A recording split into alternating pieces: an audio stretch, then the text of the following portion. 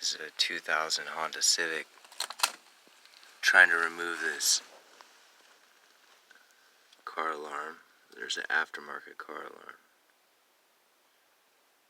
These are the wires that seem to be linked up to the ignition. Trying to remove this mess.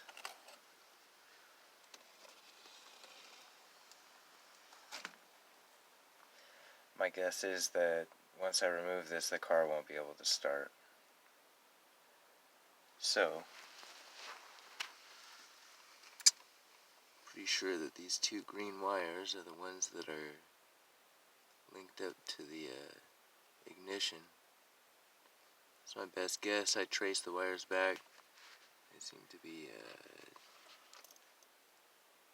connected to the wire that's in here. What is it? It's a black wire with a white stripe. We'll see what happens.